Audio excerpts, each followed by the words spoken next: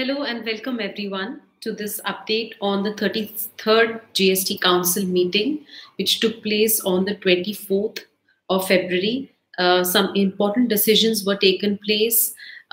This meeting actually focused on real estate, and the real estate sector has actually been suffering from a variety of issues. So this particular update was for taking decisions to boost the real estate sector. So what the finance minister has said that they are going to be reducing. Hi everyone and welcome to this webinar. We'll do a quick check on the updates from the GST Council meeting. Now, the GST Council meeting yesterday reduced the rates for under construction properties. As you may already know that there is no GST on fully constructed properties. So if you're buying a fully constructed property, you do not pay any GST. It's outside the ambit of GST itself. So no GST is applicable there. But if you have decided to purchase an under construction property, then you have to pay GST. So what they've done is that they've said that there are now going to be two rates, reduced rates without ITC benefit for the builders. So if you're buying affordable housing, then the GST rate is only 1%, and for non-affordable housing, it is 5%, right? So the rates have been reduced from, it was earlier 8% for affordable housing, which is now 1%, and for non-affordable housing, it was earlier 12%, which has been reduced to 5% without any ITC benefit. What they've done is that they've also defined what is affordable housing. So firstly, the cap is that the cost should not be beyond 45 lakhs, whether it is situated in a metro or a non-metro city. So that must be taken care of. And then the second condition is that it has to meet the specified carpet area condition, right?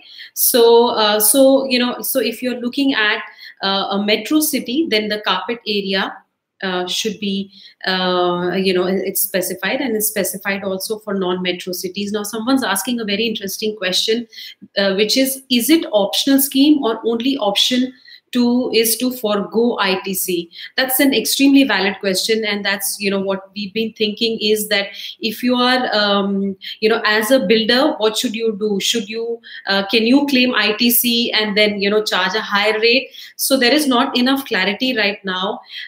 For now, it seems like an option. Frankly, it does appear that you have an option to opt for this, because the finance minister also said that there's going to be a further rule which will say that those who are opting for reduced rates must make 80% or more of their input purchases from registered suppliers.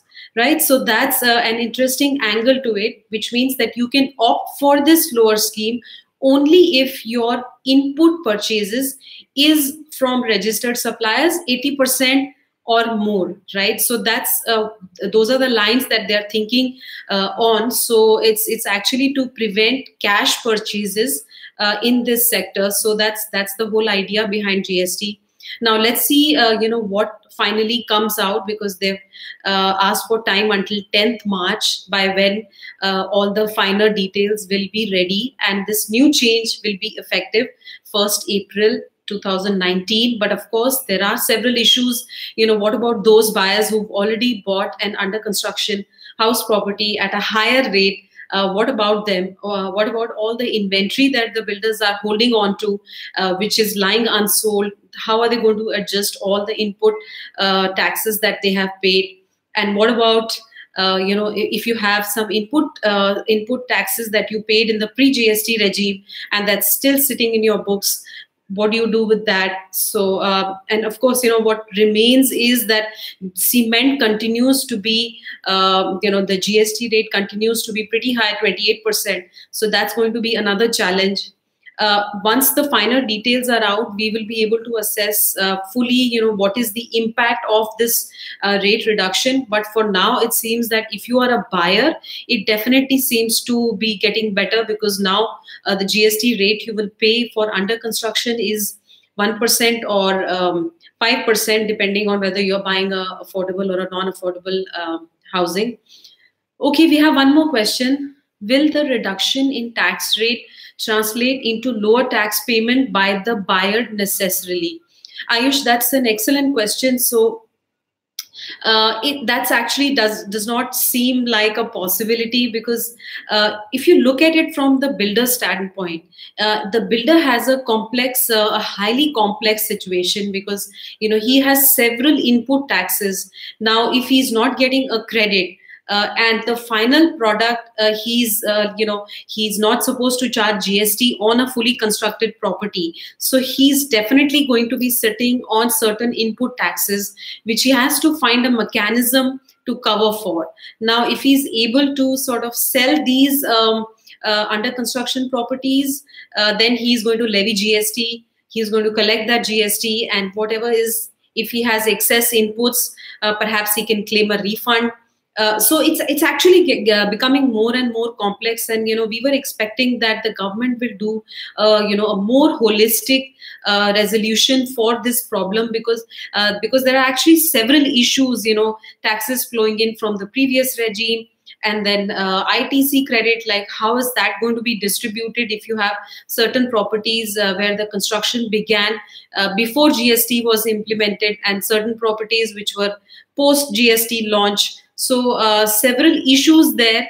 But immediately speaking, I think builders who are sitting on a lot of unsold inventory of under construction properties, they should be able to at least pass on some benefit.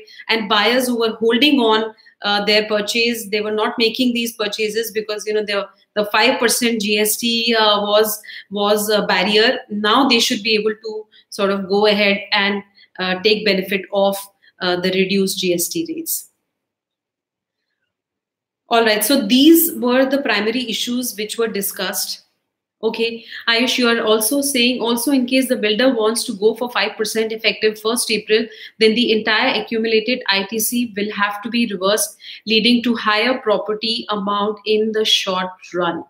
All right, now that's what they have not yet clarified. What happens to all the ITC that you've accumulated in the past, because you've had you've had input purchases, you've had purchases belonging to the previous GST regime, and now that suddenly there is no ITC benefit. What do you do with all the accumulated credit, and what happens to accumulated credit in case you still have unsold property and you fully construct and then sort of offload it in the market? You're not able to sell it while it is under construction. That's going to be definitely another challenge. So I feel that they should do a circular on the change on the ITC and also on these transition issues, because now we are actually talking of two transition periods. The first, which happened pre-GST and post-GST regime, and the second will be due to this rate change. So for now, it looks pretty much like a stopgap arrangement. They wanted a quick fix to the problem. They wanted buyers to face a lower GST burden, and that's why they've immediately gone and reduced the rates. But the impact for the builder, is that the situation becomes more and more complex. Okay, seeking your opinion, does this proposal cover hybrid schemes? Now, the finance minister actually did touch upon, what if there is a residential accommodation and there are shops in the ground floor and these kind of complex scenarios. So the assumption right now is that they are still working on the finer details, and they should come out with something more specific on that. Okay. Correct. So this similar thing happened at the time they reduced the rate for restaurants, because I think the underlying assumption was that restaurants were actually not making purchases from registered suppliers and then still charging GST, a higher GST from, people who visited those restaurants, and somehow they were able to claim certain input credits, or as an industry they did not have, like I said, they did not buy from registered suppliers, therefore they did not have too many enough input credit to claim, and therefore they were an excellent case for actually to reduce GST rates. But in the case of real estate, just because stamp duty is still out of GST, and a fully constructed property is out of GST, and you end up paying stamp duty. So, if you are a buyer, then you'll have to sort of look at what is the price point at which you are willing to enter the property market. What are the GST rates you want to use? If you were thinking of making a purchase, have the rates really gone down? And ultimately, what is the cost going to look like? So an extremely complex scenario, both for builders who need to figure out on the ITC side, and for buyers who need to think whether this is a good time now to make a purchase.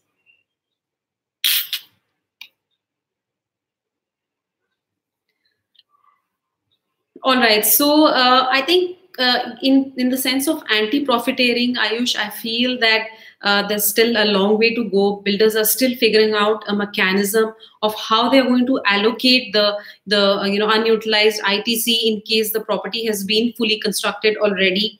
And then looking at the lowering of the GST rate. Now, if there is a strong demand that happens because of reduction of rates, of course they are going to be able to offload their existing inventory, and that can actually stabilize their ITC situation. So that's also going to be very interesting to look at. Okay, Priya is asking, should the buyer wait for it till 1st April?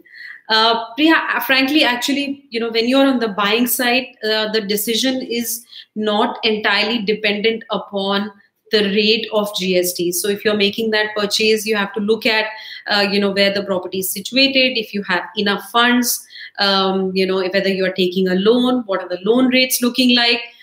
So you have to look at the purchase from various angles. So slightly the rates. I would recommend that you start looking at that property and see what the rates are today. If you are going to enter that property now, if you're going to make that purchase now, vis-a-vis, what the rates look like when it's the 1st of April. That's almost a month away, a little more than a month away from now.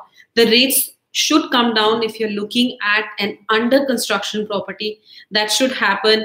Of course, there is also RERA compliance. So the builder has to sort of specify all the details when you're making that purchase, when you're buying that under construction property.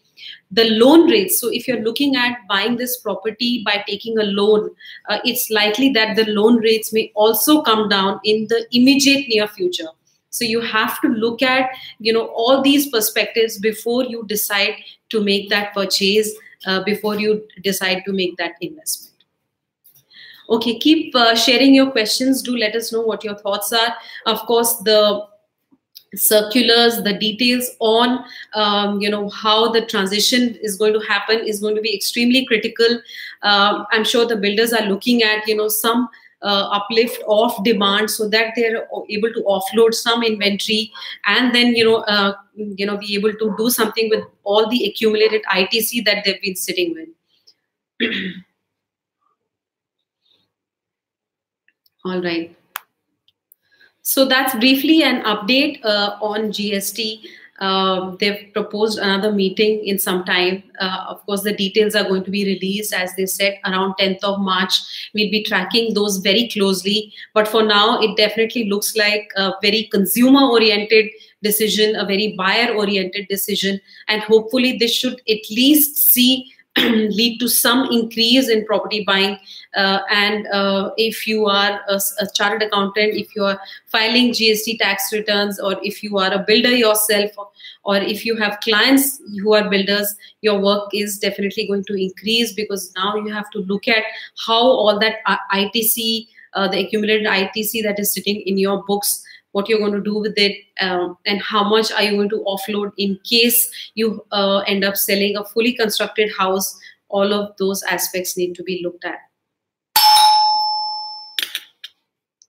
All right. Thank you so much, everyone, for your time.